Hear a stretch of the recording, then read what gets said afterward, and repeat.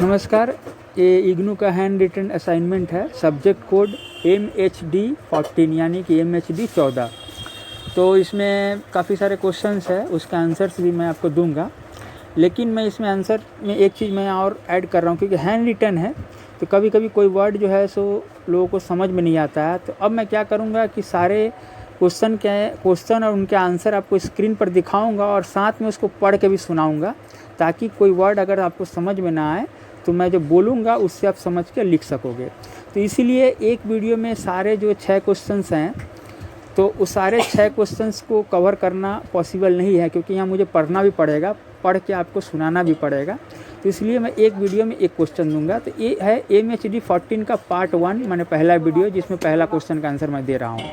देखिए, इसमें पहला क्वेश्चन है, निम्नलिखित गद्यांश की संदर्भ सहित व्याख्या कीजिए। जिसमें कि पहला क नंबर है जो गद्यांश दिया हुआ है, तुमने जो कुछ कहा वही मैं स्वप्न में देख रहा था और तुम्हें सेवा धर्म का उपदेश कर रहा था। सुमन, तुम मुझे भली भांति जानती है, तुमने मेरे हाथों बहुत दुख उठाए हैं, बहुत कष्ट सहे हैं, डैश डैश डैश, उसके बाद व्यतीत कर रहा सकती है।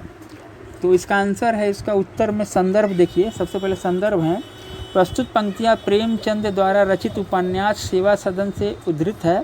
इन पंक्तियों में उपन्यास का एक किरदार गजानंद ने सुमन के बारे में कहा है कि उसने सुमन का तिरस्कार करके गलती किया है।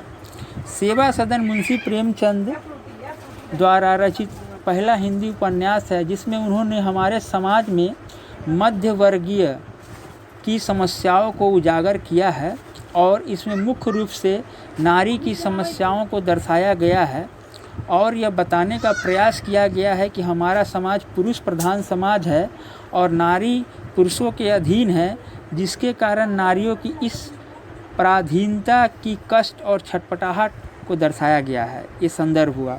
इसके बाद व्याख्या है, उपन्यास का प्रमुख पात्र एक स्त्री है जिसका नाम सुमन है और उसका अनादर करने वाला गजानंद जोगी बनकर अपने बुरे कर्मों का प्रायश्चित करता है और इसी क्रम में वह वेश्याओं के बच्चों के लिए अनाथालय की व्यवस्था करता है।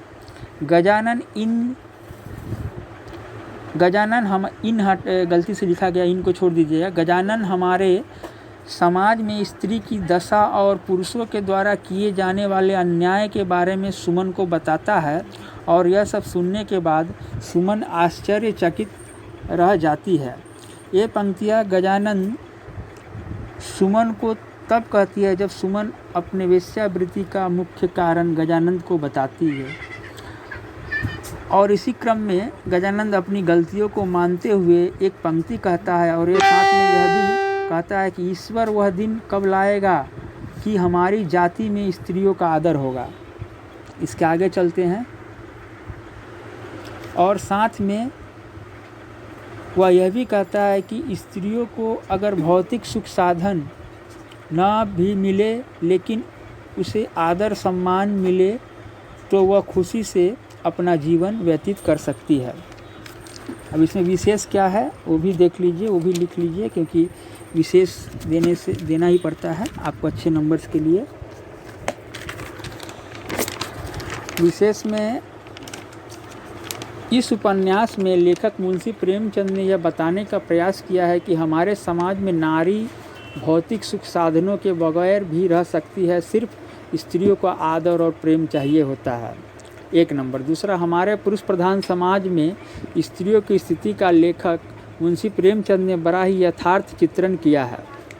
तीसरा, भाषा तद्भव तथा शैली बोलचाल की सरल एवं सहज गुणों से युक्त है।